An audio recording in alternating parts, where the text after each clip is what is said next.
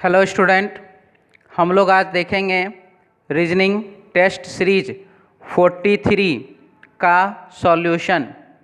जैसा कि पहला क्वेश्चन दिया गया है, यदि किसी सांकेतिक भाषा में होटल को 300 लिखा जाता है तो BORE को उसी भाषा में कैसे लिखा जाएगा।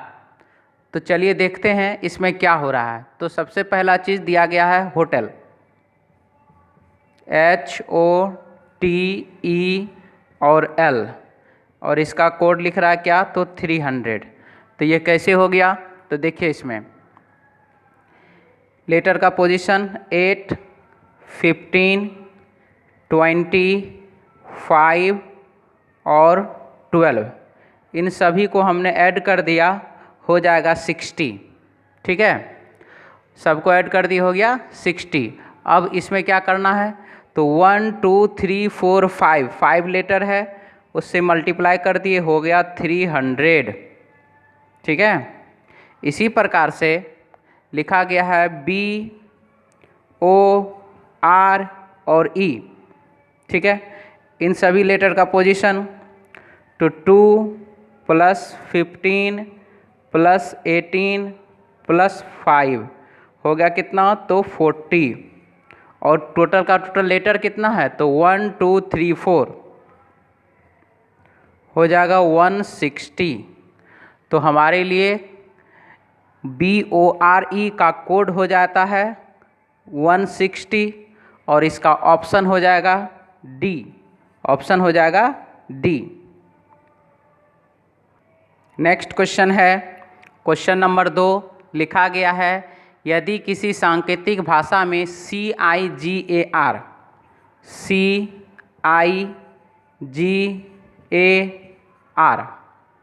को DGJ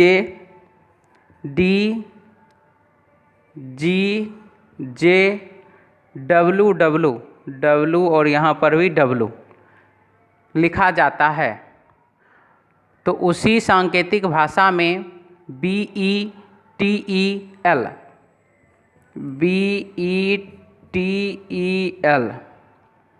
ठीक है को कैसे लिखा जाएगा। तो देखिए इसमें क्या हो रहा है, तो C है और D है तो +1, I है और G है -2, G है और J है +3, -4 +5। ठीक है, +1 -2 +3 -4 +5, ये क्या गया। तो यहाँ पर भी वही करेंगे, +1 -2 +3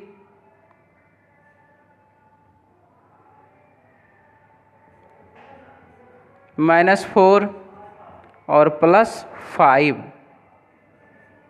तो इस तरीके से हमारे प्रश्न का आंसर हो जा रहा है CCWAQ, और ये दिया गया है आपको ऑप्शन ए में। तो हमारे प्रश्न का आंसर हो जाएगा ऑप्शन ए। नेक्स्ट क्वेश्चन है, नेक्स्ट क्वेश्चन दिया गया है, नीचे दिए गए प्रश्न में प्रश्न चिन्ह के स्थान पर क्या होगा। तो विजय लिखा हुआ है और 5 लिखा हुआ है। ठीक है, और शंकर लिखा और व्हाट लिखा हुआ है। तो यहाँ पर देखिए आप, सबसे पहले 1 2 3 4 5, तो कुल मिला के कितना लेटर, तो 5 लेटर, तो 5 लिख दिया गया। यहाँ पर शंकर 1 2 3 4 5 6 7 लेटर है, तो यहाँ पर क्या हो जाएगा, 7 हो जाएगा। हमारे प्रश्न का आंसर हो जाएगा व्हाट के स्थान पर 7, ऑप्शन सी। ठीक है, नेक्स्ट क्वेश्चन है 4 नंबर।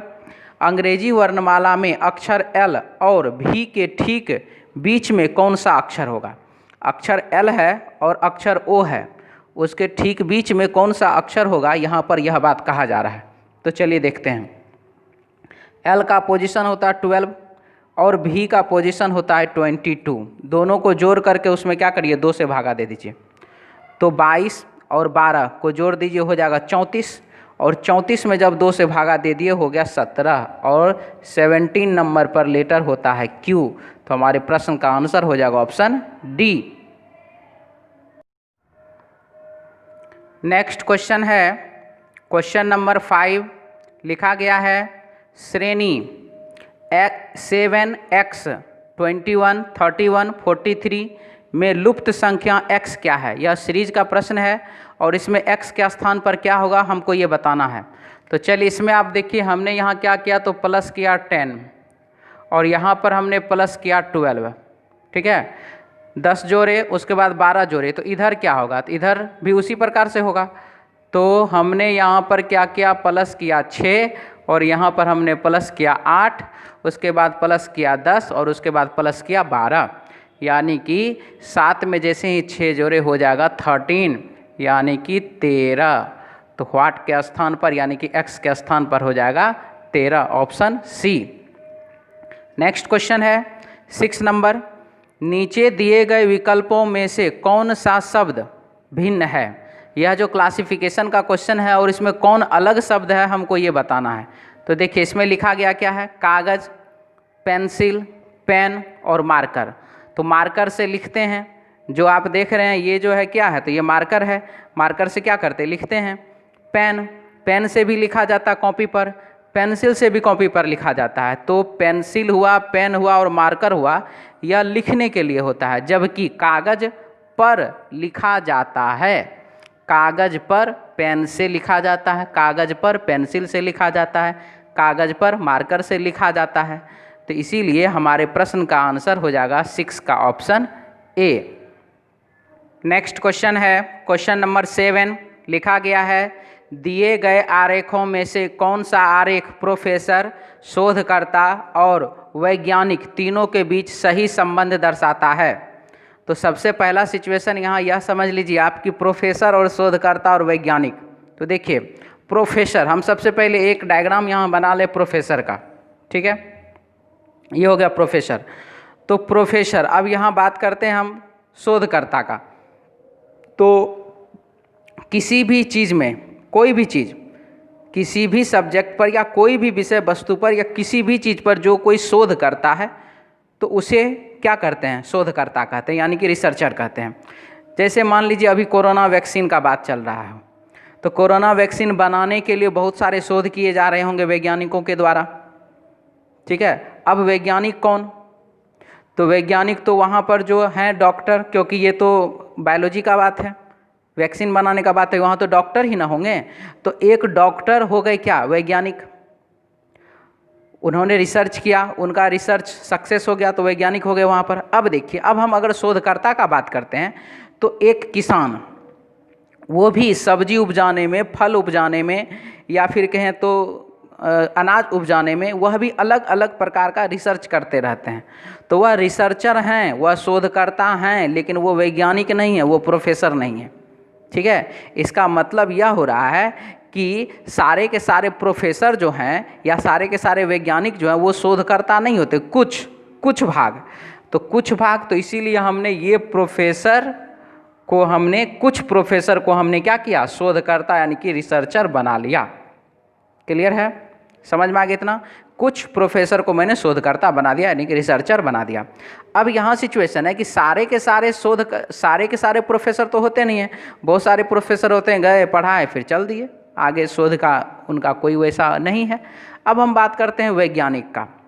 तो वैज्ञानिक तो जिन्होंने रिसर्च किया, उनका रिसर्च जो है सक्सेस हो गया और वह वैज्ञानिक हो गए। लेकिन किसान तो वैज्ञानिक नहीं ना हो जाता है, किसान भी रिसर्च करते हैं, किसान का भी बहुत सारा चीज़ सक्सेस हो जाता है, लेकिन वो फिर भी किसान ही कहलाता, वो वैज्ञानिक नहीं कहलाता है। ठीक है, तो इसका मतलब हुआ कि रिसर्च कर कौन, तो वैज्ञानिक भी क्या करते हैं, रिसर्च करते हैं। ठीक है, तो वैज्ञानिक भी रिसर्च करते हैं। अब यहाँ पर सिचुएशन है कि साइंटिस्ट, एस, हमने यहाँ एस लिख दिया, साइंटिस्ट। ठीक है, तो अब जब वैज्ञानिक रिसर्च करते हैं तो अब हम बात करते हैं उसमें क्या वैज्ञानिक प्रोफेसर होते हैं। तो जी हाँ, बहुत सारे वैज्ञानिक हैं जो क्लास लेते हैं कॉलेज में, यूनिवर्सिटी में, वो प्रोफेसर होते हैं। तो ये प्रोफेसर और वैज्ञानिक, ठीक है, प्रोफेसर और साइंटिस्ट यानी कि वैज्ञानिक, ये प्रोफेसर और रिसर्चर यानी कि शोधकर्ता, और ये रिसर्चर और साइंटिस्ट यानी कि शोधकर्ता और वैज्ञानिक। और ये क्या, ये तीनों का तीनों पार्ट। ठीक है, तो इसीलिए हमारे प्रश्न का जो है आंसर यहाँ पर हो जाएगा ऑप्शन ए। क्लियर है, कोई दिक्कत नहीं। नेक्स्ट क्वेश्चन है क्वेश्चन नंबर 8, लिखा गया है निम्नलिखित में से किस अभिव्यक्ति में अभिव्यक्ति ए लेस देन डी निश्चित रूप से सत्य होगी। निश्चित रूप से सत्य होगी ऐसा कहा गया है, यानी कि ए छोटा होगा और डी बड़ा होगा, या किस में है वह हमको पता करना है। ठीक है, तो ए लेस देन डी लिखा गया है और इसमें से किस विकल्प में यह सिचुएशन होने वाला है वह हमको बताना है। ठीक है, तो इसके लिए हम सबसे पहले ऑप्शन ए के पास चलते हैं। ऑप्शन ए में देखिए क्या है, डी और सी में डी बड़ा, ठीक है यहाँ तक। उसके बाद बी और सी दोनों बराबर है, ये भी ठीक है। जब बी और सी दोनों बराबर है, जब बी और सी दोनों बराबर है तो हम अगर यहाँ पर बी रख दें तो बताइए क्या हुआ, तो बी से बड़ा हो गया डी, बी से बड़ा कौन हो गया, डी हो गया। अब अगर हम बात करते हैं थोड़ा यहाँ पर, तो अभी तक तो बी बड़ा है, अभी तक तो डी बड़ा है।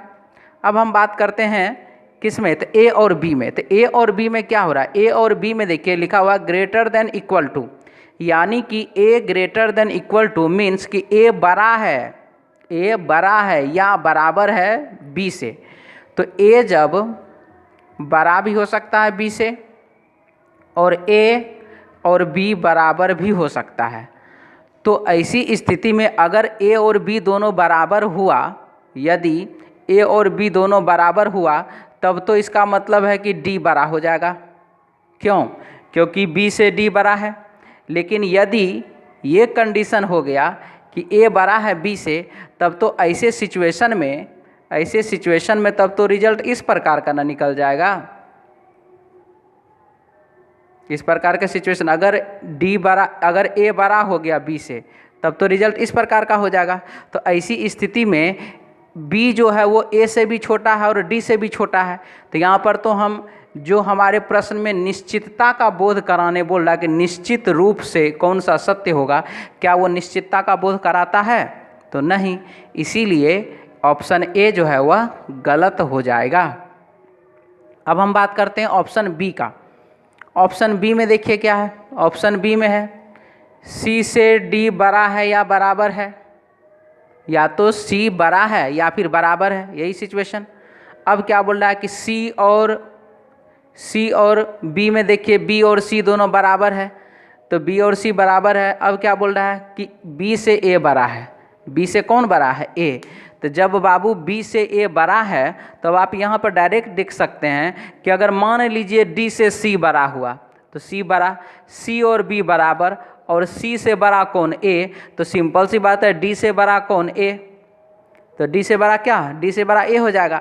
अगर ये दोनों बराबर है सी और डी, तो ये दोनों बराबर, ये भी बराबर। लेकिन जब यहाँ डी रखेंगे तो क्या होगा, इस प्रकार का सिचुएशन, यानी कि डी छोटा हो जाएगा और ए बड़ा हो जाएगा। तो इसीलिए ऑप्शन बी भी जो है हमारे प्रश्न का आंसर नहीं हो सकता है। यहीं पर आप देख लीजिए इस दोनों में क्या होगा, तो यही सेम सिचुएशन यही आएगा। इस दोनों में जब हम देखते हैं कि सी और डी, तो सी और डी में कौन बड़ा, तो यहाँ पर डी बड़ा हो रहा है या बराबर हो रहा है, ठीक है। अब हम जब बी और सी में देखते हैं तो बी और सी में क्या जा रहा है, तो बी और सी में बी छोटा हो रहा है, सी बड़ा हो रहा है। अगर सी और डी मान लीजिए बराबर ही हो जाए, सी और डी यदि बराबर ही हो जाए तो भी डी क्या है, बड़ा है। तो सिचुएशन कैसा, अगर मान लीजिए कि डी बड़ा है तब डी, सी से डी बड़ा है तब क्या होगा, तो तब तो सिचुएशन ऐसा बन जाएगा जो कि आप यहाँ पर ऑलरेडी देख चुके हैं। और इस कंडीशन के साथ ये भी क्या होगा, गलत हो जाएगा। तो अब बचा ऑप्शन सी। ऑप्शन सी में देखिए क्या हो रहा है, सी और डी, तो सी और डी में डी बड़ा है या बराबर है, और उसके बाद बी और सी दोनों बराबर है, और ए से क्या है, ए से बी बड़ा है। तो जब ए से बी बड़ा है, क्लियर, सी और डी में क्या कंडीशन हो सकता है, तो सी और डी में कंडीशन यहाँ पर दो ठो हो सकता है कि सी बराबर डी, ठीक है, और सी से बड़ा है डी, ये दो कंडीशन हो सकता है। अब इसमें हम अगर देखें तो यहाँ क्या है, यहाँ पर बी है, तो सी और डी में डी बड़ा सी छोटा, डी और सी दोनों बराबर। और यहाँ पर देखिए ये क्या जा रहा है, ए बड़ा है बी से, सॉरी ए से बड़ा है बी। अब बताइए यहाँ क्या सिचुएशन बन रहा है कि ए छोटा है बी से, बी और सी दोनों बराबर और सी और डी दोनों बराबर। इसका मतलब जब सी और डी बराबर, सी और बी बराबर, तो हम तो यहाँ पर डी लिख ही सकते हैं ना। और जब हम यहाँ डी लिख देंगे तो क्या होगा, डी बड़ा हो जाएगा। बराबर मान करके बनाए तो डी बड़ा हो गया। अब यदि हम डी को बड़ा और सी को छोटा करके चलते हैं तो क्या होता है, देखिए तब क्या सिचुएशन जाता है। तब सिचुएशन जाता है कि डी बड़ा है सी से, सी और बी दोनों बराबर है, सी और बी दोनों बराबर है। इसका मतलब हुआ कि डी जो है वो बी से भी बड़ा है। डी क्या है, बी से बड़ा है, तो डी हो जाएगा बी से बड़ा। और अब आपको तो समझ में आएगा ए से बड़ा बी या बी से बड़ा डी, तो इसका मतलब है कि ए छोटा हुआ और डी बड़ा हुआ कि नहीं हुआ, क्लियर है। इसका मतलब हुआ कि ए छोटा है और डी बड़ा है, और ऐसा सिचुएशन ही हमारे प्रश्न में पूछा जा रहा है। इसीलिए 8 नंबर क्वेश्चन का आंसर हो जाएगा ऑप्शन सी, आंसर हो जाएगा ऑप्शन सी। नेक्स्ट क्वेश्चन है 9 नंबर, लिख रहा है प्रश्न में 8 नंबर में कोई दिक्कत नहीं ना आप लोगों को, चलिए बहुत अच्छी बात है। 9 नंबर क्वेश्चन, प्रश्न में अक्षरों का कौन सा समूह खाली स्थानों को क्रमवार रखने से दी अक्षर श्रृंखला को पूरा करेगा। ठीक है, तो अब यहाँ पर जो है हमें प्रश्न में क्या पूछ रहा है कि ये खाली स्थान जो भी है इसमें, इसको आप भर दीजिए। तो चलिए इस टाइप का क्वेश्चन कैसे बनता है आप लोगों को तो मालूम है ही।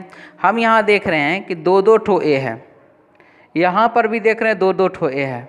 तो सिंपल सी बात है, जहाँ पर ए है वहाँ पर तो हम सबसे पहले 2-2 ठो ए कर देंगे। अब क्या देख रहे हैं, देखिए 2 ठो ए 2 ठो बी, 2 ठो ए, अगर हम यहाँ बी दे देते हैं तो फिर यहाँ बी नहीं देने, वहाँ बी नहीं देख सकेंगे। लेकिन दिमाग में एक बात आया, चूँकि यहाँ बी है, चूँकि यहाँ सी है, चूँकि यहाँ डी है, चूँकि यहाँ ई है, इसीलिए दिमाग में एक और बात आ रहा है कि double A double B, double A double C, double A double D और डबल ए डबल ई। और यह क्वेश्चन हमें डायरेक्टली और अच्छे तरीके से समझ में आ गया होगा, ये अच्छे इजीली बन गया ये क्वेश्चन। तो यहाँ पर क्या है, ए सी हमारे पास जो आ रहा ए सी ए डी और ई, और ऐसा देख लीजिए किस ऑप्शन में है, तो ऐसा है आपके ऑप्शन 1 में, ए सी ए डी और ई, ऐसा ऑप्शन ए में। तो हमारे प्रश्न का आंसर हो गया ऑप्शन ए। नेक्स्ट क्वेश्चन है क्वेश्चन नंबर 10, लिखा गया है कुछ व्यक्तियों की पंक्ति में भूषण बाएं से 7वां तथा मोतीलाल दाएं से 4थे स्थान पर है। यदि भूषण तथा मोतीलाल आपस में अपना स्थान बदल देते हैं तो भूषण बाएं से 15वें स्थान पर आ जाता है। मोतीलाल का स्थान दाएं से क्या होगा। ठीक है, बहुत ही साधारण सा प्रश्न है ये। टोटल बराबर लेफ्ट प्लस राइट -1। ठीक है, टोटल बराबर लेफ्ट प्लस राइट -1 लिखा गया। कुछ व्यक्तियों की एक पंक्ति में भूषण बाएं से 7वां, बाएं सिरे से जो है भूषण है 7वें स्थान पर। इसके बाद मोतीलाल दाएं से 4थे स्थान पर है।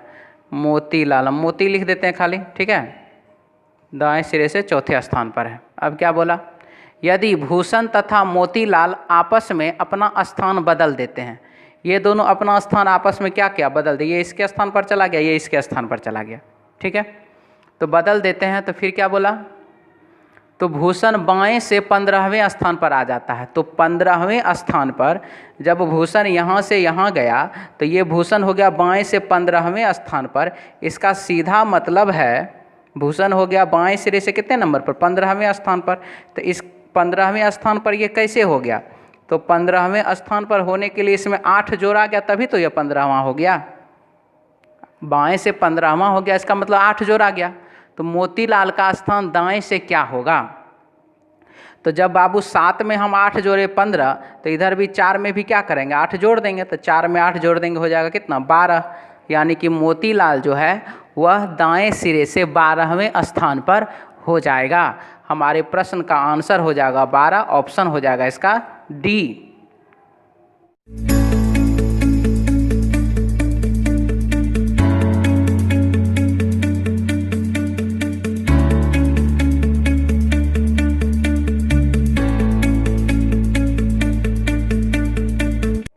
नेक्स्ट क्वेश्चन है क्वेश्चन नंबर 11 से 13। नीचे दी गई जानकारी को ध्यानपूर्वक पढ़िए और निम्न प्रश्नों के उत्तर दीजिए। जानकारी हमारे पास है 5 लड़कियों का एक समूह है। 1 2 3 4 5, 5 लड़की का एक समूह है। कामिनी लंबाई में दूसरे स्थान, अच्छा लंबाई है एक, लंबाई के हिसाब से हमको यहाँ पर ज्ञात करना है, ठीक है। चलिए, तो लंबाई के हिसाब से हम इसको देखेंगे क्या क्या जा रहा है। तो अब क्या बोला, कामिनी लंबाई में दूसरे स्थान पर है, तो यहाँ पर कौन हो जाएगी, तो यहाँ हो जाएगी कामिनी दूसरे स्थान पर है। फिर क्या बोला, किंतु रूपा से आयु में, अच्छा यानी कि आयु भी है इसमें, ठीक है। तो लंबाई और इधर हम दे देते हैं यहाँ पर आयु, ठीक। क्या बोला, कामिनी लंबाई में दूसरे स्थान पर है, किंतु रूपा से आयु में छोटी है। कामिनी जो है रूपा से छोटी है, कामिनी रूपा से छोटी है। इसके बाद पूजा मोनिका से लंबी है, पूजा मोनिका से लंबी है, किंतु आयु में छोटी है। आयु में छोटी यानी कि मोनिका जो है वो हो जाएगी बड़ी और पूजा हो जाएगी यहाँ छोटी। इसके बाद रूपा और मोनिका समान आयु की है, रूपा और मोनिका समान आयु की है, रूपा और मोनिका समान आयु की है, बराबर है। किंतु रूपा सभी में सबसे लंबी है, किंतु रूपा जो है वो सभी में सबसे क्या है, तो लंबी है। रूपा हो जाएगी सबसे लंबी, तो यहाँ पर हो जाएगी रूपा। इसके बाद नीलम पूजा से लंबी है, नीलम जो है वह पूजा से लंबी।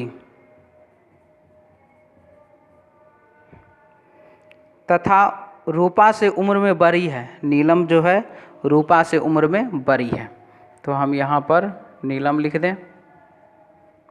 अब हम इसमें देख रहे हैं हमारे पास अब कोई जानकारी भी नहीं दिया गया है, तो इसमें आप देखिए नीलम, पूजा और मोनिका, ये जो आप देख रहे हैं ये तीनों का तीनों तो एडजस्टमेंट हो चुका है, ये तीनों लगातार है। और आप यहाँ देख लीजिए कि ये 3 जगह खाली भी है, तो हम यहाँ क्या करें, यहाँ पर हम नीलम लिख दें, यहाँ पर हम पूजा लिख दें और यहाँ पर हम मोनिका लिख दें।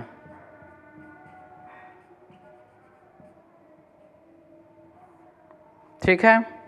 इसके बाद अब बात करते हैं हम नीलम, रूपा, कामिनी, मोनिका और पूजा, आयु का बात करते हैं।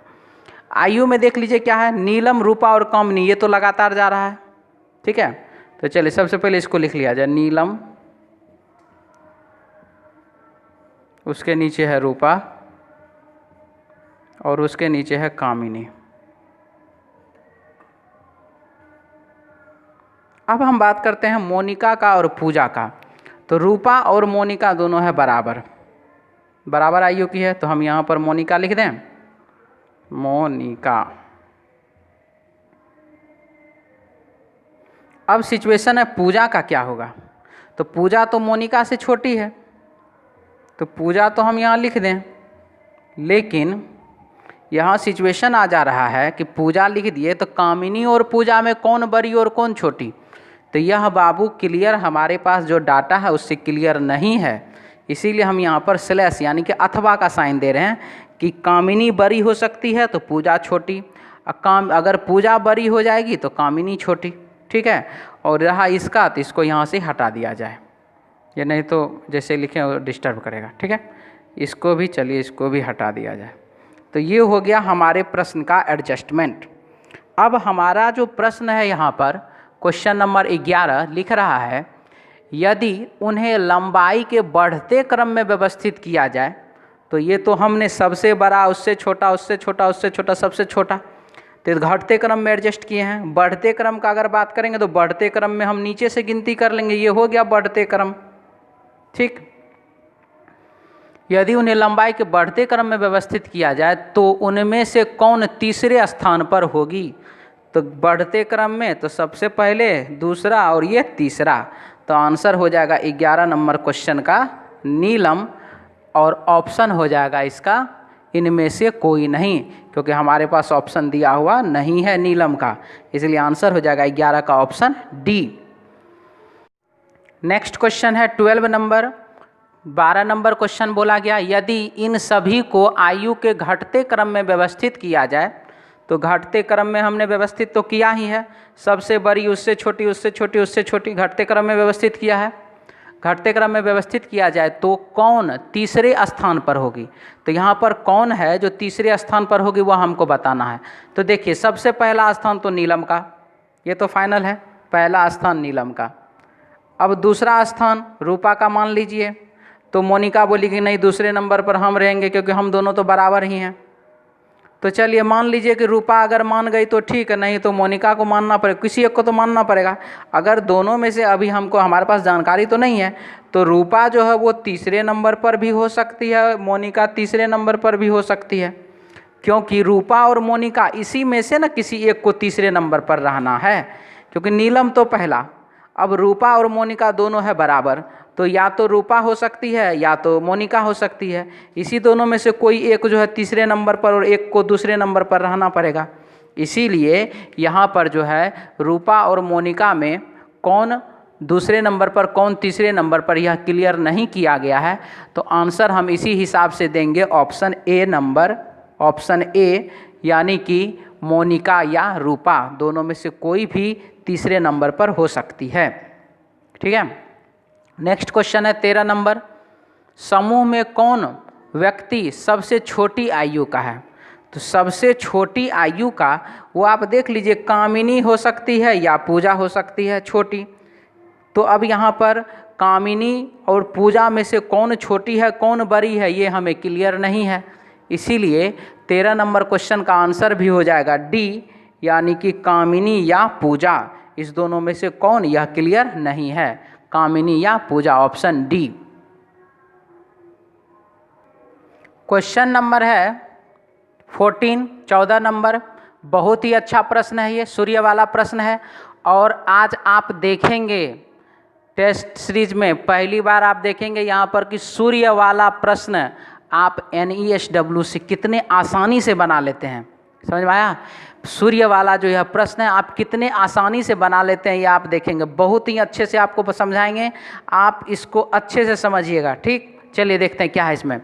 लिख रहा है, यदि मोहन और अपने घर से सूर्य को मंदिर के पीछे से उगता हुआ देखता है, मंदिर के पीछे से उगता हुआ देखता है, बहुत अच्छा, और उसे रेलवे स्टेशन के पीछे डूबता हुआ देखता है, तो रेलवे स्टेशन से मंदिर किस दिशा में है? ठीक है, हो गया।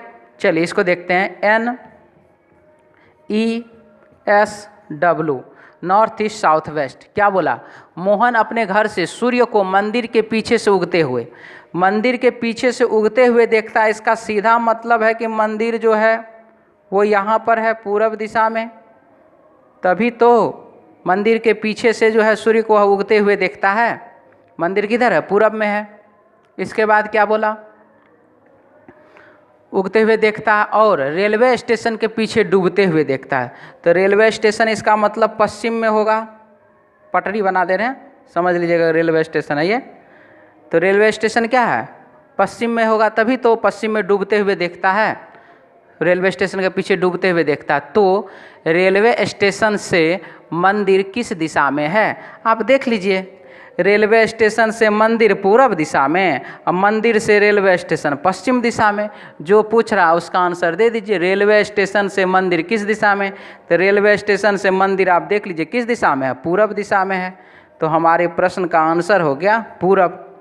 अब कुछ स्टूडेंट का मानना है कि सर ये तो चलिए ठीक है, लेकिन जानते हैं जब तक डायग्राम नहीं बना लेते हैं ना, तब तक मन में जो आत्मसंतुष्टि जो है हम लोगों को नहीं होता है। आप कितनों NESW से अच्छे से समझा दीजिए, लेकिन हम तो बाबू डायग्राम वाले ही हैं, हम तो डायग्राम को छोड़ने वाले नहीं हैं।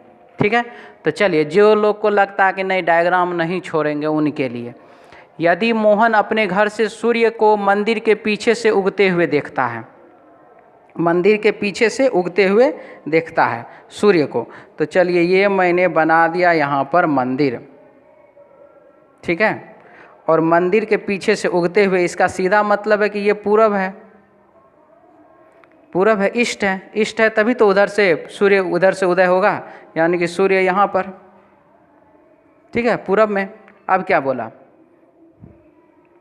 इसके बाद बोला है, यहाँ पर हम ईस्ट लिख दें, पूरब लिख देते हैं, ईस्ट। इसके बाद क्या बोला, और रेलवे स्टेशन के पीछे डूबता हुआ देखता है। तो रेलवे स्टेशन, ये लीजिए हम पटरी फिर से बना दे रेलवे स्टेशन वाला, और रेलवे स्टेशन के पीछे सूर्य को डूबता हुआ वो देखता है, इसका मतलब ये क्या, वेस्ट। अब देख लीजिए, रेलवे स्टेशन से मंदिर किधर, तो पूरब दिशा में, मंदिर से रेलवे स्टेशन किधर, तो पश्चिम दिशा में। जो आपको पसंद आए उससे बनाइए, मेरा तो फुल सपोर्ट बाबू इधर है, NESW के साथ। बहुत ही साधारण तरीके से ये बन जाता है, डायरेक्शन डिस्टेंस का लगभग प्रश्न NESW से बन जाता है। पसंद आता है लाइक कीजिए, शेयर कीजिए और सब्सक्राइब कीजिए, साथ ही साथ बेल आइकन भी दबाना है, ठीक है। नेक्स्ट क्वेश्चन है क्वेश्चन नंबर 15, लिख रहा है, यदि P गुना Q का अर्थ है P Q का भाई है, ठीक है, P प्लस Q का अर्थ है P Q की बहन है, P भागा Q का अर्थ है P Q की माता है, P माइनस Q का अर्थ है P Q का पिता है, तो निम्न में से किसका अर्थ है कि D W का दादा है। मुझे D को दादा बनाना है, और D को जब दादा बनाना है, इसका मतलब हुआ कि D को पुरुष बनाना है, मेल, ठीक है। D को क्या करना है, पुरुष बनाना है। तो जब मुझे D को दादा बनाना है, यानी कि D को मुझे क्या करना है, तो D को मुझे पुरुष बनाना है। तो अब यहाँ पर दादा वैसे जनरली कहते किसको हैं, तो दादा कहते हैं बाबू पिता के पिता को, पिता के पिता को जो है दादा कहा जाता है। तो अब यहाँ पर चलिए पिता के पिता को दादा कहते हैं, तो ढूंढते हैं क्या क्या है इसमें। लिखा है P गुना Q का अर्थ है भाई, अगर D के बाद गुना का चिन्ह हो जाएगा तो D भाई हो जाएगा, भाई हो जाएगा तो पुरुष हो जाएगा, पुरुष हो जाएगा तो दादा भी हो जाएगा। P प्लस Q का अर्थ है P Q की बहन है, बहन तो दादी हो सकती है, दादा तो नहीं हो सकता, ये तो स्त्री हो गई ना। P भागा Q का अर्थ है P Q की माता है, भागा का अर्थ होता है माता, तो माता तो महिला हो गई। चलिए आगे बढ़ते हैं। इसके बाद लिखा हुआ है P माइनस Q का अर्थ है P Q का पिता है, P माइनस Q का अर्थ क्या है, P Q का पिता है, और माइनस का अर्थ हो जाता है पिता, यानी कि D के बाद जब माइनस का साइन रहेगा तो वह पिता हो जाएगा। तो सबसे पहला सिचुएशन आप ये देखिए, ऑप्शन बी में और ऑप्शन डी में दोनों में भागा दिया हुआ है, भागा से तो स्त्री का संबोधन हो रहा है, इसीलिए ऑप्शन बी और डी तो गलत, क्योंकि यहाँ पर डी स्त्री हो रही है, और स्त्री हो जा रही है तो वो तो कभी भी जो है दादा नहीं बन सकता है, स्त्री दादा नहीं हो सकता, स्त्री दादी होती है, तो ये तो ख़त्म। अब हम बात करते हैं ए और सी का। ए और सी में कौन, तो देखिए दादा कहते किसको हैं, आप ये सोचिए, दादा कहते हैं पिता के पिता को, इसका मतलब है उसमें पिता का साइन तो होना चाहिए ना, पिता के पिता को जब दादा कहते हैं उसमें पिता का साइन होना चाहिए, तो पिता का साइन क्या है, माइनस, और पिता के पिता को दादा कहते हैं, मतलब दो ठो पिता होना चाहिए, तो दो ठो पिता होना चाहिए, मतलब उसमें दो ठो माइनस का साइन होना चाहिए, और दो माइनस का साइन है ऑप्शन ए में। 100% यही विकल्प हमारे प्रश्न का क्या होगा, आंसर होगा, ऑप्शन ए। अगर आपको लग रहा है ऐसा कि मुझे जांच करना चाहिए, तो आप आराम से जांच उसको कर सकते हैं, लेकिन एग्ज़ाम में बाबू हम तो यही कहेंगे 100% क्लियर करिए, यहीं पर आंसर को टिक करिए, एग्ज़ाम में जांच मत करिए, कॉन्फिडेंस लाने के लिए आप टेस्ट इसीलिए दे रहे हैं कि मुझे एग्ज़ाम में ज़्यादा समय नहीं लगना चाहिए क्वेश्चन बनाने में। क्लियर है? चलिए, बहुत अच्छी बात है, आगे बढ़ते हैं। नेक्स्ट क्वेश्चन है, क्वेश्चन नंबर 16 लिख रहा है, तस्वीर में एक लड़के की ओर संकेत करते हुए सुधीर ने कहा। तस्वीर है, ठीक है, ये रहा तस्वीर। तस्वीर एक लड़का का है, ठीक है। तस्वीर ये जो है एक लड़का का तस्वीर है। तस्वीर में एक लड़का की ओर संकेत करते हुए सुधीर ने कहा। इसकी ओर संकेत कौन कर रहा है? तो इसकी ओर संकेत कर रहा है, बोल रहा है सुधीर। क्या बोल रहा है भाई? सुधीर बोला कि यह मेरे नाना, यह जो है मेरे नाना। तो नाना मतलब कौन? माँ के पिता को नाना कहते हैं, माँ के पिता को नाना कहते हैं। तो ये हो गया नाना, ठीक है। यह मेरे नाना के, यह मेरे नाना की इकलौती संतान। इकलौती संतान मतलब कौन? तो माता ही ना। इकलौती संतान मतलब कौन? माता। यह मेरे नाना के इकलौती संतान यानी कि माता। इकलौती संतान का इकलौता बेटा है। का कौन है? इकलौता बेटा है। इकलौता बेटा है। तो सुधीर के माँ का इकलौता बेटा कौन? सुधीर ही ना होगा। सुधीर के माँ का इकलौता बेटा कौन होगा? तो सुधीर नहीं होगा बाबू। और ये जो लड़का का तस्वीर जो है ये तब किसका है? तो सुधीर का ही ना है। वह लड़का का तस्वीर किसका है? तो सुधीर का है। तो प्रश्न में आगे बोल रहा है, वह लड़का सुधीर से किस प्रकार संबंधित है? तो वह लड़का तो सुधीर ही है। तो इसका मतलब है वह लड़का जो है सुधीर से स्वयं। सुधीर क्या है? स्वयं है वो। इसलिए हमारे प्रश्न का आंसर हो जाएगा स्वयं। ऑप्शन हो जाएगा इसका ए। आंसर हो जाएगा ऑप्शन ए, 16 का ऑप्शन ए। क्वेश्चन नंबर 17 है, आकृतियों में से एक ऐसी आकृति का चयन कीजिए जो कागज को काटने के बाद खोलने पर दिखाई देगी। तो हमारे पास जो आकृति दिया गया है पेपर है वो बाबू ये, ठीक है। आप पेपर फोल्डिंग कटिंग का क्वेश्चन बहुत ही आसानी से बनता है, बहुत ही आराम से बनता है। आप प्रोसेस सिर्फ समझिए। प्रोसेस है इसका क्या? आप पेपर को मोड़िए। जितने बार आप मोड़ते हैं प्रश्न में, जितने बार पेपर को मोड़ने के लिए बताया गया है आप उसको गिनती करते चलिए। तो सबसे पहले ये पेपर को हमने मोड़ा तो यहाँ हो गया 2 परत, एक परत ये और एक परत इधर से जो मोड़ के लाइए, 2 परत हो गया। इस 2 परत को फिर से क्या किया गया? इधर से मोड़ा गया, यहाँ से यहाँ। तो 2 परत यहाँ पर, 2 परत यहाँ पर, तो कितना परत? 4 परत। तुम भाई हट जाओ यहाँ से, 4 परत हो गया। अब इस 4 परत पर क्या किया गया? एक परत पर एक होल, एक परत पर एक होल। तो बताइए कि 4 परत पर कितना होल? तो 4 होल। अब 4 होल आप देख लीजिए किस किस विकल्प में है। तो ऑप्शन बी में और ऑप्शन सी में, यही दोनों में से ना कोई एक आंसर होगा। ऑप्शन ए और डी तो गया। अब आप उस चारों होल का सिस्टम देख लीजिए, वो ए बी नंबर ऑप्शन के तरह सिस्टम जाएगा या सी के तरह सिस्टम जाएगा? किसके तरह सिस्टम जाएगा? ऑप्शन बी के तरह जाएगा। इसीलिए हमारे 17 नंबर क्वेश्चन का आंसर हो जाएगा ऑप्शन बी। आंसर हो जाएगा ऑप्शन बी, ठीक है। नेक्स्ट क्वेश्चन है, क्वेश्चन नंबर 18 लिखा गया है, प्रश्न में बाईं ओर एक प्रश्न आकृति तथा दाईं ओर 4 उत्तर आकृतियां दी गई है। उस उत्तर आकृति को चुनिए जिसमें प्रश्न आकृति सन्निहित है। सन्निहित है मतलब कि छिपा हुआ है, ठीक है। कौन से प्रश्न उत्तर आकृति में प्रश्न आकृति छिपा हुआ है यहाँ पर ये पूछा जा रहा है। और ये साफ रूप से आप लोगों को नज़र आ रहा होगा। ये तो ऑप्शन ए में आप लोगों को साफ रूप से नज़र आ रहा होगा। देखिए हाथ से हम डिज़ाइन बना रहे हैं। डिज़ाइन में आप लोग नुस्ख मत निकाल दीजिएगा, सर यहाँ पर गड़बड़ हो गया, यहाँ टेढ़ा हो गया, ठीक ना। हाँ, तो अंदर वाला भी पार्ट हम बना ही दें, ऐसे करके है। और ये आप देख लीजिए, आपका जो प्रश्न आकृति है वो हम यहाँ पर हाईलाइट कर दें। प्रश्न आकृति देख लीजिए यहाँ पर किस प्रकार से ये इसमें छिपा हुआ है। ठीक है, प्रश्नाकृति यहाँ पर छिपा हुआ है। क्लियर है? तो हमारे प्रश्न का आंसर हो जाएगा ऑप्शन ए। आंसर हो जाएगा ऑप्शन ए। नेक्स्ट क्वेश्चन है क्वेश्चन नंबर 19। लिखा गया है आकृति में इस प्रकार रंग भरना है कि किन्हीं भी दो आकृति निकटवर्ती क्षेत्रों में एक जैसा रंग ना हो।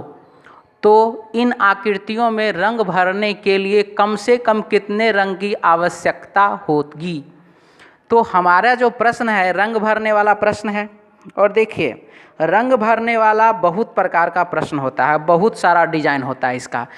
वर्ग में होता है जो आप अभी सामने में देख रहे हैं, स्क्वायर में, ठीक है, ट्रायंगल में होता है, त्रिभुज में होता है, सर्कल में होता है, आयत में भी होता है। वो सारा का सारा डिजाइन जो है उसका बस एक ही आंसर होता है, वो है 3। क्या आंसर होता है? आंसर हो जाता है बाबू 3। आप आंख बंद करके आंसर टिक कर दीजिए। एक्सेप्शन केस यहाँ पर अलाउ नहीं है। ठीक है, एक्सेप्शन केस हो सकता है किसी में कुछ हो, लेकिन एक्सेप्शन केस अलाउ नहीं है। अब बात करते हैं हम एक्सेप्शन केस का। सर वो कैसे होगा? अगर एक्सेप्शन केस हमारे एग्जाम में पूछ दिया तो बहुत ही कम उम्मीद है। जब एक्सेप्शन है तो एक्सेप्शन ही रहेगा वो ना। ठीक है, तो आप ये जान लीजिए कि इस प्रकार का जो सिचुएशन है आपके एग्जाम में नहीं के बराबर देता है। नहीं के बराबर देता है मतलब कि नहीं देता है। क्वेश्चन आपको इसी प्रकार का रहेगा जिसका कि आंसर आपको 3 देना है। तो आप इसको अभी समझ लीजिए, आगे आने वाले टेस्ट में और भी हम इस प्रकार का क्वेश्चन आप लोगों को देंगे। लेकिन इस क्वेश्चन को आप समझ लीजिए कि क्वेश्चन का आंसर कैसे होगा 3। और एक तो जान लीजिए, चाहे सर्कल में हो, चाहे त्रिभुज में हो, चाहे आयत में हो, चाहे वर्ग में हो, आप दिमाग में बांध के रखिए कि मुझे 3 आंसर टिक करना है। जिसमें जिस ऑप्शन में 3 लिखा हुआ होगा उस ऑप्शन को मुझे टिक कर देना है। ठीक है, अब चलिए हम तो सबसे पहले टिक करेंगे। ये हुआ एग्ज़ाम पास करने के लिए। अब है क्लासरूम में समझने के लिए। मैंने यहाँ पर रंग दिया 1, यहाँ पर 2 नंबर रंग दिया, यहाँ पर फिर मैंने 1 नंबर रंग दे दिया और यहाँ पर मैंने 2 नंबर रंग दे दिया। ठीक है, अब हम क्या कर रहे हैं, यहाँ पर हम दे दें 1 नंबर, यहाँ पर दे दें 2। ये तो होने वाला नहीं है। तो हम क्या किए, यहाँ पर दे दिया मैंने 2 नंबर रंग और यहाँ पर मैंने दे दिया 3 नंबर रंग। क्लियर है? अब क्या किए, अब यहाँ पर हम दे देते हैं 1 नंबर रंग और यहाँ पर दे देंगे हम 3 नंबर रंग। यहाँ पर हम दे देंगे 2 नंबर रंग और यहाँ पर दे देंगे 3 नंबर रंग। यहाँ पर हम दे देंगे 1 नंबर रंग और यहाँ पर हम दे देंगे 3 नंबर रंग।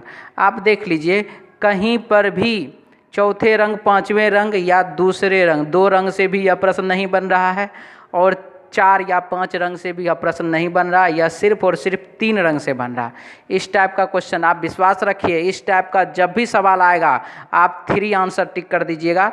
लेकिन हम बोल रहे हैं एक्सेप्शन केस अलाउ नहीं है, इस बात को ध्यान रखिएगा। एग्जाम में आपको इसी पैटर्न का, इसी टाइप का क्वेश्चन पूछेगा जिसमें कि 3 आंसर होता है। ठीक है, चलिए आगे बढ़ते हैं। अब नेक्स्ट क्वेश्चन है क्वेश्चन नंबर 20। लिखा गया है प्रश्न में कौन सी उत्तर आकृति प्रश्न आकृति के प्रतिरूप को पूरा करेगी?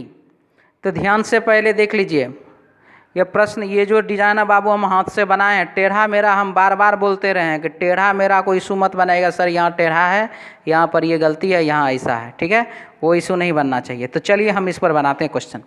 तो सबसे पहला चीज़ इसमें क्या है, तो हमको कौन सा आकृति हम यहाँ पर रख देंगे खाली स्थान पर, ताकि हमारा जो है वो क्या होगा, ऑप्शन आ जाएगा, यानी कि प्रश्न आकृति पूरा हो जाएगा।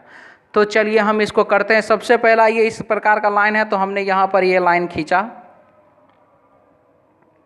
हम ये लाइन इस प्रकार से डॉट डॉट इसलिए दे रहे हैं ताकि हाईलाइट रहे कि इधर हम जोड़ रहे हैं, और ये तो लाइन इधर, ये तो हाईलाइट करना ही पड़ेगा मुझे इस प्रकार से यहाँ पर। ठीक है, अब इसमें देख लीजिए, इसके देखिए इसमें क्या है, एक और ऐसा ये लाइन देखिए, ये ऐसा, ये एक और लाइन जा रहा है, तो हमने इसको ये लाइन भी इसमें क्या क्या जोड़ दिया। क्लियर हो गया ये? अब देखिए क्या हो रहा है, ये देखिए ये लाइन जब यहाँ ऐसे जा रहा है तो यहाँ भी ये ऐसे जाएगा। ये लाइन मैंने यहाँ पर जोड़ दिया।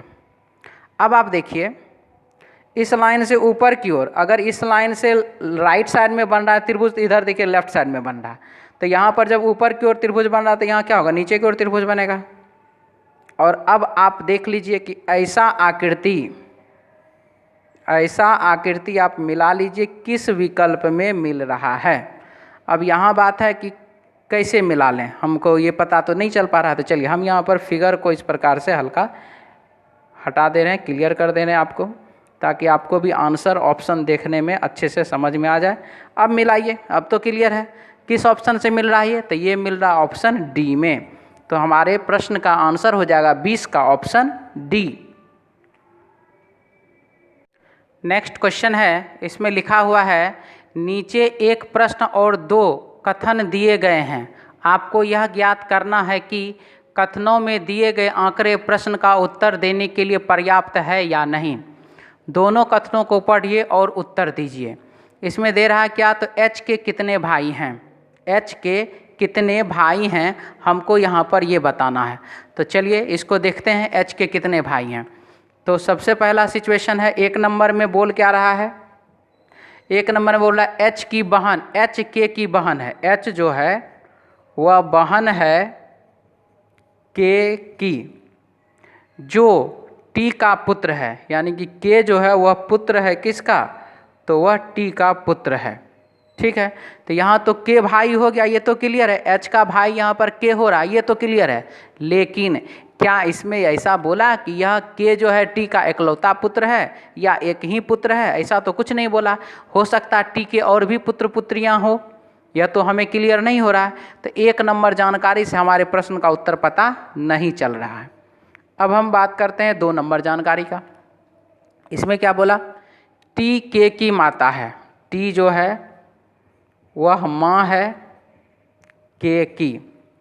फिर क्या बोला, जो एच का भाई है, यानी कि टी जो है वह भाई है किसका, जो एच का भाई है, सॉरी यहाँ पर के जो है वह भाई है किसका, तो एच का, के जो है वह भाई है एच का।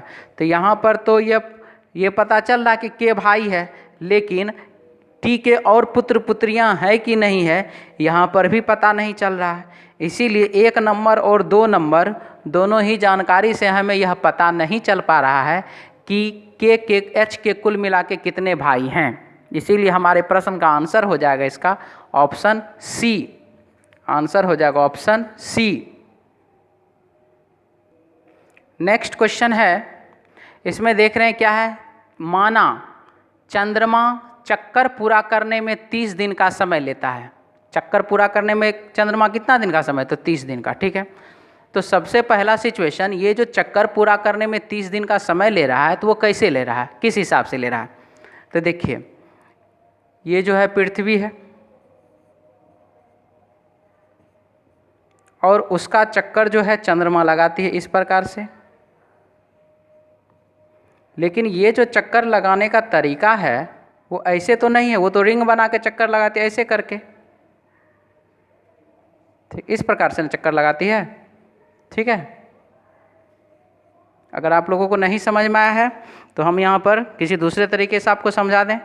ये बल्ब आप देख रहे हैं, इसको आप पृथ्वी मान लीजिए, और ये हम डब्बा इंक का लिए हुए हैं, इसको आप चंद्रमा मान लीजिए। तो चंद्रमा क्या कर रहा है, पृथ्वी का चक्कर लगा रहा है। तो सबसे पहले चक्कर लगाने का तरीका क्या है उसका, तो इस प्रकार से चक्कर लगाने का तरीका है।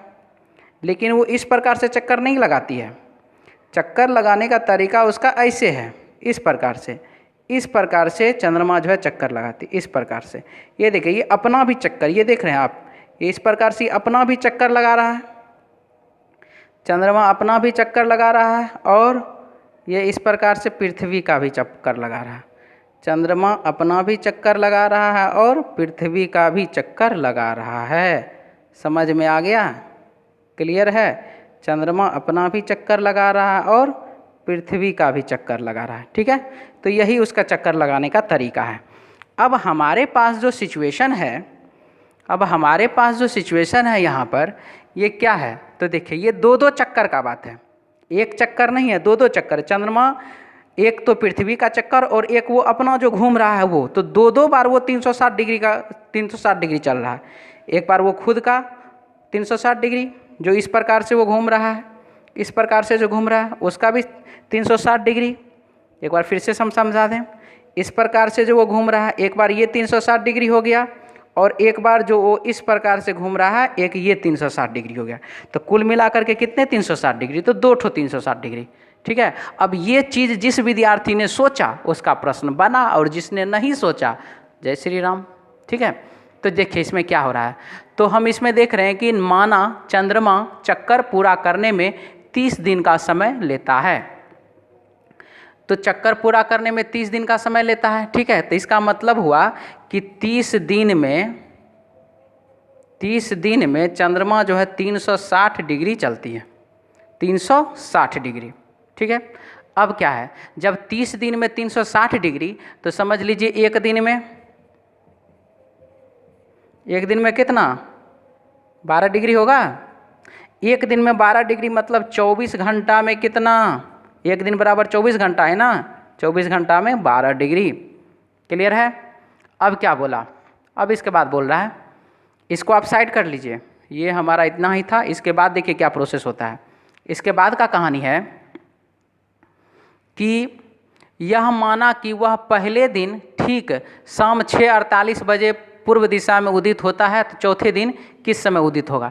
तो चलिए ये तो हम बाद में बात करेंगे।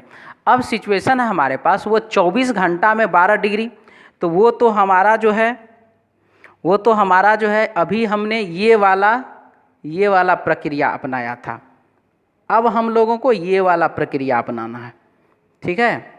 अभी हमने ये वाला प्रक्रिया करके बना लिया, 12 डिग्री ले आए। अब हमको ये वाला प्रक्रिया अपनाना है। 24 घंटा में 360 डिग्री वो ऐसे करके घूमता है कि नहीं घूमता है? 24 घंटा में 360 डिग्री ऐसे करके घूमता है ना। ठीक है। तो 360 डिग्री घूमने में उसको कितना घंटा लगता है? तो 24 घंटा लगता है। 360 डिग्री घूमने में कितना घंटा? तो 24 घंटा। तो जब 360 डिग्री घूमने में 24 घंटा, तो बताइए ये 12 डिग्री घूमने में उसको कितना घंटा? 360 डिग्री घूमने में 24 घंटा, तो 12 डिग्री घूमने में कितना घंटा? तो 12 डिग्री घूमने में हो जाएगा उसका क्या, 24/360 गुने 12। अब ये जो समय निकलेगा वो घंटा हो जाएगा हमारा। ठीक है। तो ये समय क्या हो रहा है, तो ये आप इसको सॉल्व कर दीजिए। 12 3 × 36, ये हो गया 4, यहाँ पर यहाँ 5, यानी कि 12 डिग्री घूमने में इसको 4/5 घंटा लगता है। कितना घंटा लगा? 4/5 घंटा। 1 घंटा बराबर 60 मिनट। 1 घंटा बराबर कितना मिनट? तो 1 घंटा बराबर 60 मिनट। तो 1 घंटा बराबर जब 60 मिनट, तो उसको 4/5 घंटा में गुना कर दीजिए 60 को। तो 4/5 घंटा गुने 60 हो जाएगा आपको 48 मिनट। यानी कि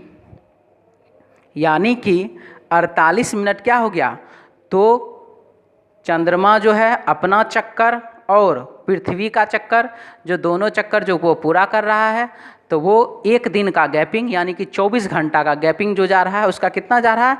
48 मिनट का। यानी कि मान लीजिए पहला दिन 6 बजे उदय हुआ, प्रश्न में 6:48 बोल रहा है, लेकिन हम 6 बजे मान रहे हैं आपको इजी तरीके से समझाने के लिए। तो पहला दिन मान लीजिए 6 बजे उदय हो रहा है, तो दूसरा दिन कब होगा? तो 6:48 में। तीसरा दिन कब होगा? तो 6:48 में, फिर से 48 मिनट जोड़ दीजिए आप। चौथा दिन फिर 48 मिनट जोड़ दीजिए। पाँचवां दिन फिर 48 मिनट जोड़ दीजिए। छठा दिन फिर आगे 48 मिनट। इसी प्रकार से आप हर रोज़ क्या करिए, जोड़ते चलिए। तो हमारा प्रश्न है यहाँ पर कि ठीक पहले दिन ठीक शाम के 6:48, तो पहला दिन जो है वो 6:48 पर उदय हुआ, पहला दिन। तो दूसरा दिन के लिए हम क्या करेंगे, 6:48 में हम 48 मिनट जोड़ देंगे। तीसरा दिन के लिए, क्योंकि हमारे प्रश्न में चौथा दिन न पूछ रहा, चौथा दिन या किस समय उदित होगा, तो चौथा दिन है। तो तीसरा दिन के लिए क्या करेंगे, फिर से हम इसमें 48 मिनट जोड़ देंगे। और चौथा दिन के लिए क्या करेंगे, फिर से हम इसमें 48 मिनट जोड़ देंगे।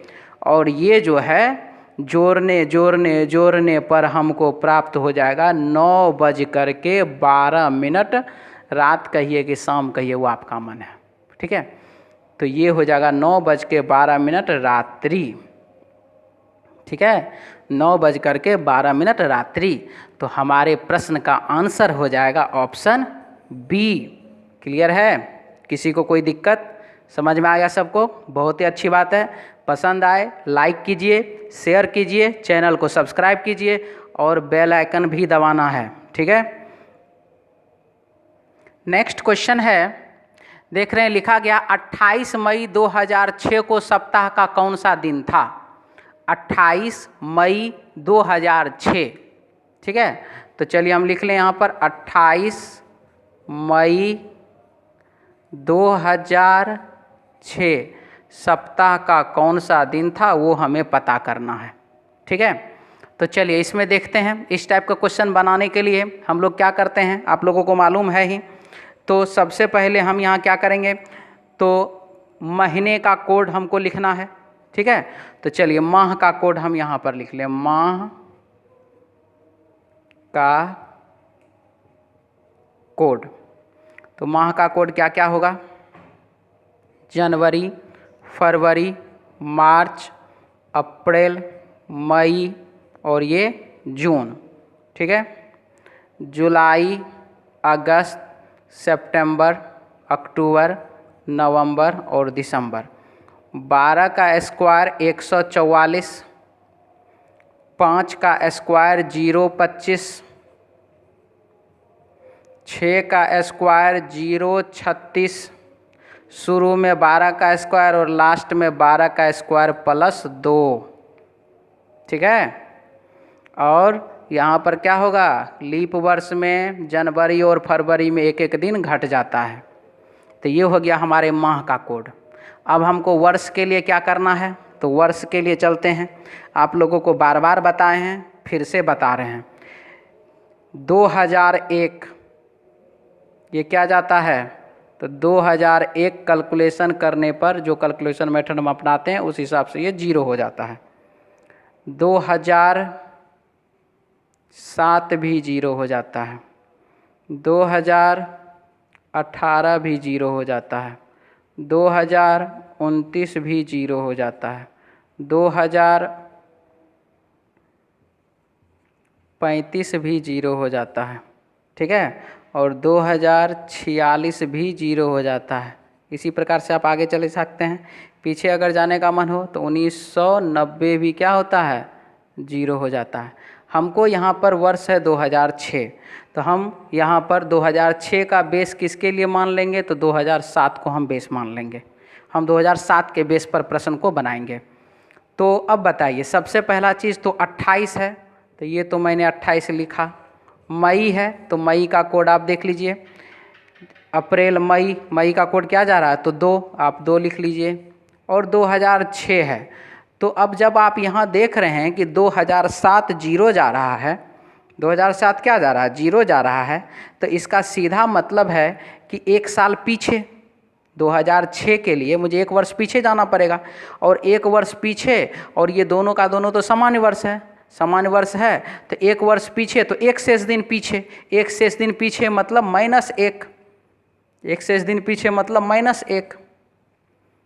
और इतना करने के बाद इसमें क्या करना, 7 से देना है भागा। 28 और 2 30, 30 - 1 गया तो 29, 29 में दीजिए आप 7 से भागा। शेषफल के रूप में प्राप्त हो जाएगा आपको 1, शेषफल के रूप में यानी कि शेष दिन के रूप में मुझे प्राप्त हो जाएगा 1। और दिन का कोड तो हम बताए ही नहीं थे, अब बता देते हैं। दिन का कोड, रविवार 1, सोमवार 2, मंगलवार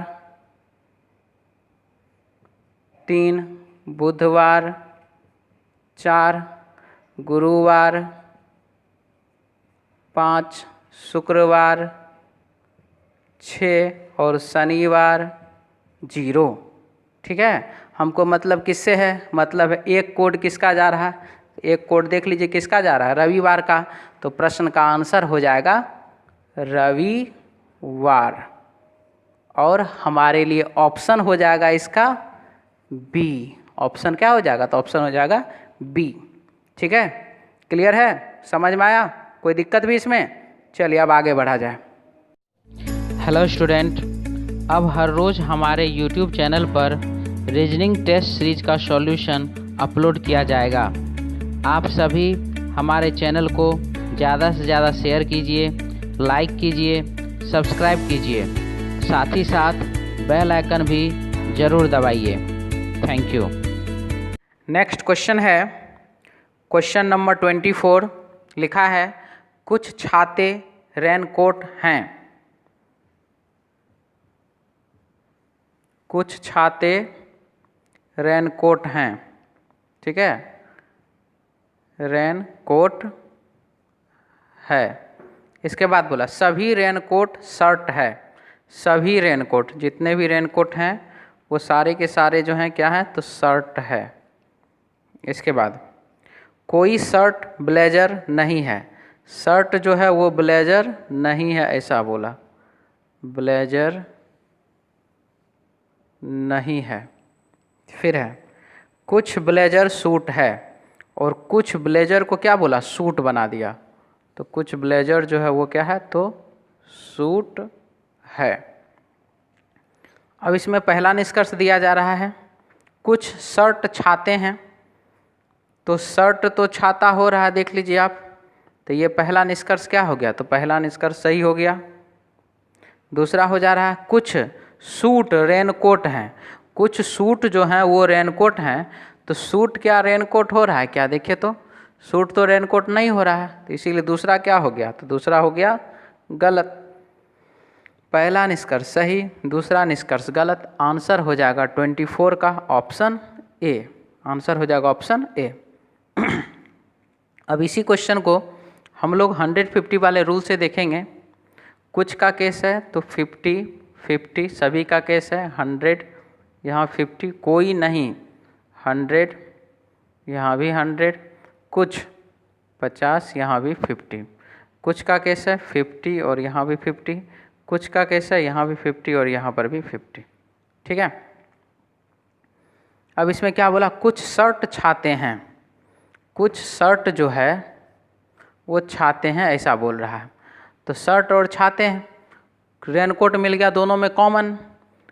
कॉमन टर्म में कम से कम एक 100 होना चाहिए, 50, ये 100, यहाँ तक तो ठीक है। दोनों पॉजिटिव, ये भी पॉजिटिव। छाता 50, छाता 50, शर्ट 50, शर्ट 50। पहला निष्कर्ष हो गया सही। दूसरा निष्कर्ष है कुछ सूट रेनकोट है। सूट यहाँ पर, रेनकोट यहाँ पर, दोनों में डायरेक्ट कॉमन मिल नहीं सकता है। इसके माध्यम से यदि हम चलते हैं ब्लेजर ब्लेजर, शर्ट शर्ट, तो एक पॉजिटिव, ये निगेटिव, ये पॉजिटिव, तो पॉजिटिव और निगेटिव से, पॉजिटिव और निगेटिव से तो निगेटिव कंक्लूजन बनता है, और फिर निगेटिव और पॉजिटिव से तो फिर निगेटिव कंक्लूजन बनता है। तो इसका मतलब पॉजिटिव निगेटिव, पॉजिटिव से निगेटिव कंक्लूजन बनता है। और यहाँ पर यह जो है निगेटिव कंक्लूजन बनेगा और यहाँ पर पॉजिटिव कंक्लूजन है, इसीलिए ये क्या हो गया, गलत। तो पहला निष्कर्ष सही, दूसरा निष्कर्ष गलत। आंसर इसका हो जाएगा ऑप्शन ए। नेक्स्ट क्वेश्चन है क्वेश्चन नंबर 25। लिखा है कुछ कंप्यूटर बोर्ड है।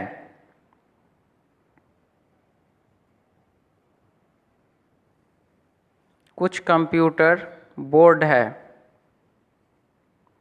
कुछ बोर्ड चौक है। इसके बाद कुछ बोर्ड चौक है, सभी चौक बल्ब है।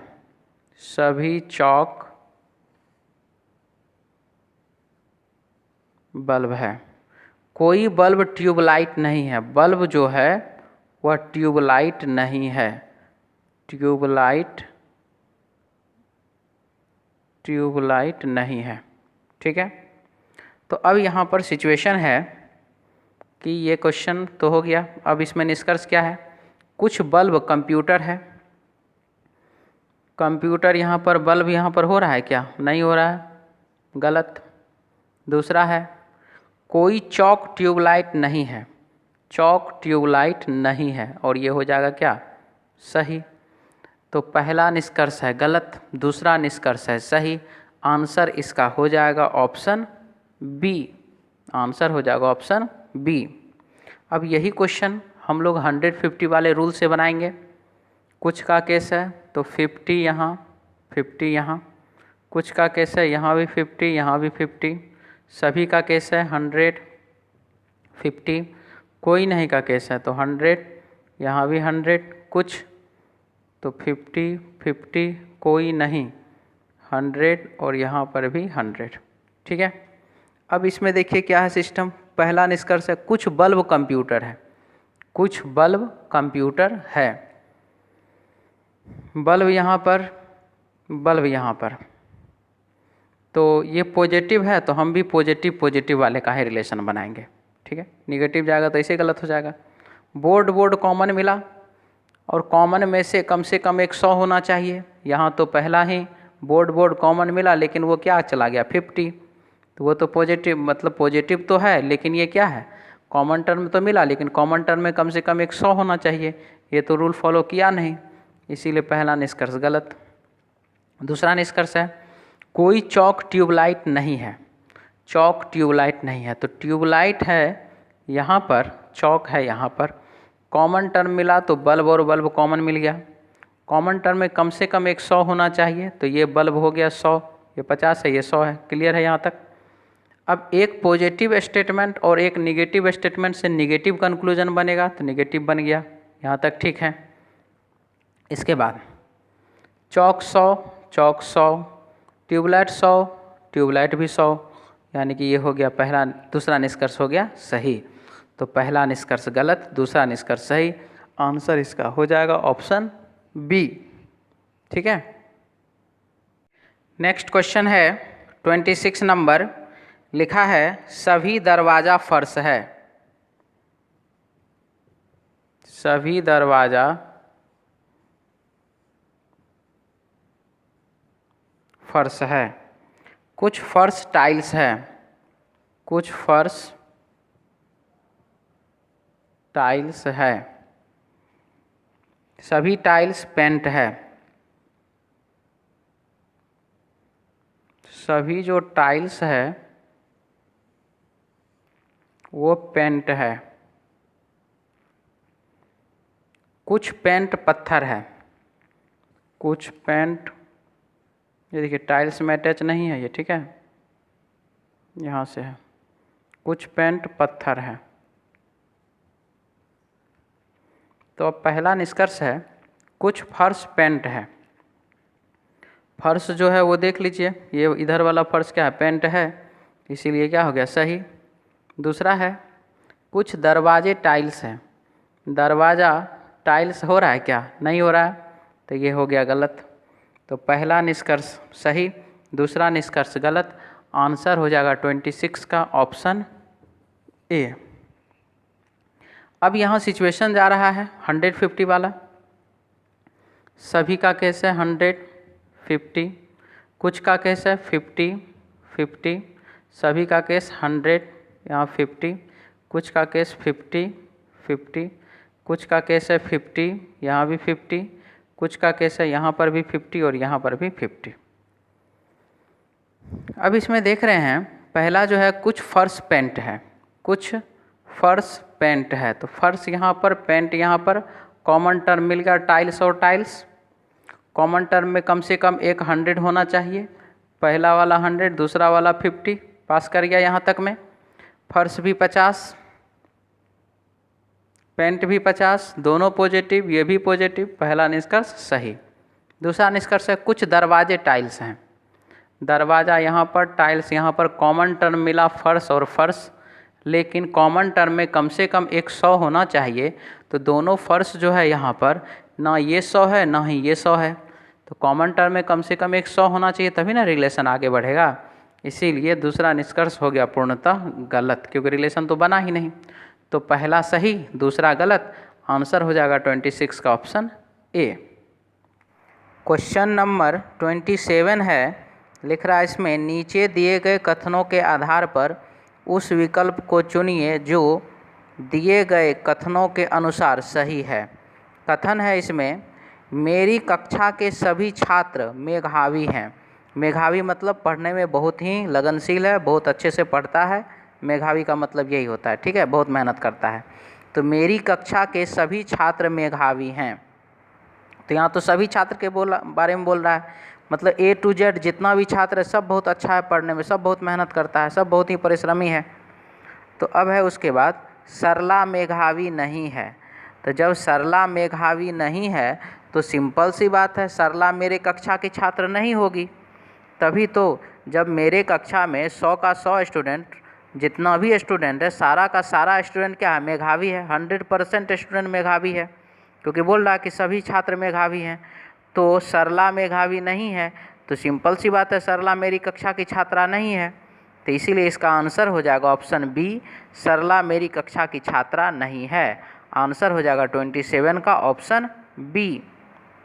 नेक्स्ट क्वेश्चन है 28 नंबर, लिख रहा है राज्यपाल के द्वारा अब तक अनुमति न मिलने के कारण ही सीबीआई आज तक मुख्यमंत्री के विरुद्ध न्यायालय में अभियोग पत्र दाखिल नहीं कर पाए। ठीक है, यहाँ पर क्या बोल रहा है कि राज्यपाल के द्वारा अभी तक अनुमति नहीं मिला है, और जब अनुमति नहीं मिला है तो इसी कारण क्या हो रहा है, तो सीबीआई जांच जो हुआ है तो उसमें मुख्यमंत्री के विरुद्ध में जो न्यायालय ने अभियोग पत्र जो दाखिल कर नहीं पा रहा है। कौन? तो सीबीआई। क्यों? क्योंकि वह राज्यपाल के आदेश का इंतजार कर रहा है कि राज्यपाल कब आदेश करेगी। तो निष्कर्ष नंबर 1 है, मुख्यमंत्री के विरुद्ध अभियोग पत्र न्यायालय में दाखिल करने से पूर्व सीबीआई को राज्यपाल की अनुमति लेनी आवश्यक है। तो यह बात पूर्णतः क्या है, सही है। यहाँ तो साफ साफ लिख रहा है ये, तो पहला निष्कर्ष सही हो गया। दूसरा है, राज्यपाल आने वाले दिनों में अनुमति अवश्य दे देंगे। तो राज्यपाल आने वाले दिनों में अनुमति देंगे या अनुमति नहीं देंगे, ये जानकारी मुझे प्रश्न से प्राप्त नहीं हो रहा है। इसीलिए पहला निष्कर्ष है सही, दूसरा निष्कर्ष है गलत। आंसर हो जाएगा 28 का ऑप्शन ए। क्वेश्चन नंबर 29 है, जापान में आए शक्तिशाली भूकंप से करीब 1000 लोग मृत तथा करीब 50,000 लोग घायल अवस्था में पाए गए। जापान में आए शक्तिशाली भूकंप से करीब 1000 लोग मर गए तथा करीब 50,000 लोग जो है वो घायल अवस्था में पाए गए हैं। ठीक है, तो अब है इसका कार्यवाही नंबर 1, घायलों को अविलंब स्वास्थ्य सेवा उपलब्ध करानी चाहिए। बोल रहा है कि घायल जो है उनको तुरंत ही, अविलंब मतलब एकदम बहुत ही जल्द, तुरंत क्या करना चाहिए, तो स्वास्थ्य सेवा उपलब्ध करानी चाहिए। तो ये तो पूर्णतः सही कार्रवाई है। दूसरा कार्रवाई है, प्रभावित क्षेत्र में सरकार को अविलंब शिविर, खाद्य सामग्री एवं पेयजल की व्यवस्था करनी चाहिए।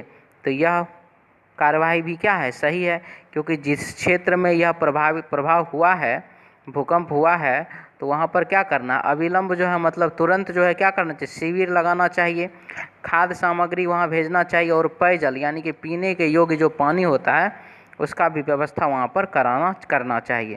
तो इसीलिए पहला कार्रवाई भी सही, दूसरा कार्रवाई भी सही। 29 का आंसर हो जाएगा ऑप्शन डी।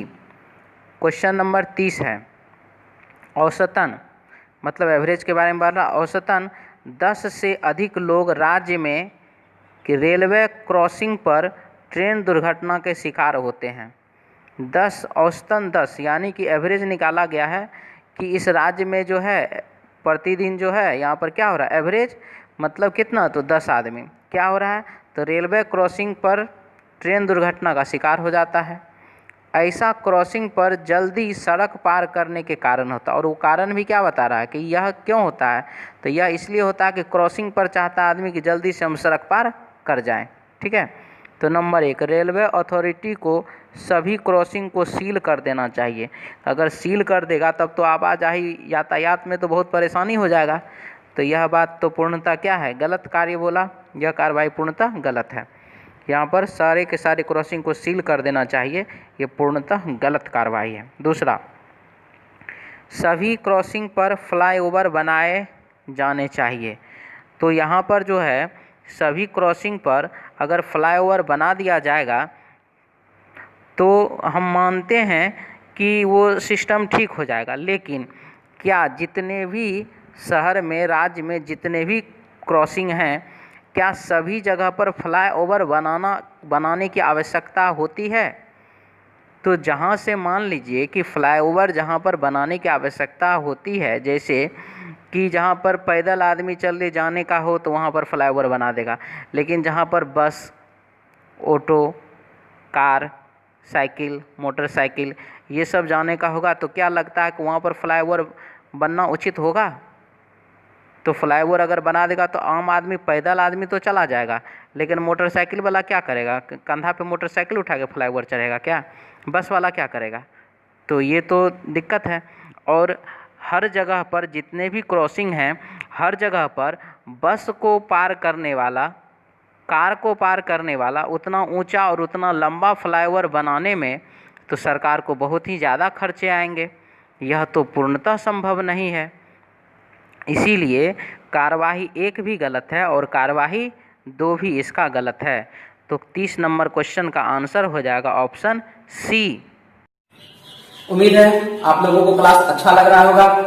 आप लोग चैनल को ज्यादा से ज्यादा शेयर करें, कमेंट करें, लाइक करें और सब्सक्राइब करें। और हमारे फेसबुक पेज पर भी क्वेश्चन आता है। यदि आप लोग को फेसबुक पेज से क्वेश्चन बनाना है तो आप लोग डिस्क्रिप्शन बॉक्स में जाकर लिंक से ओपन कर सकते हैं।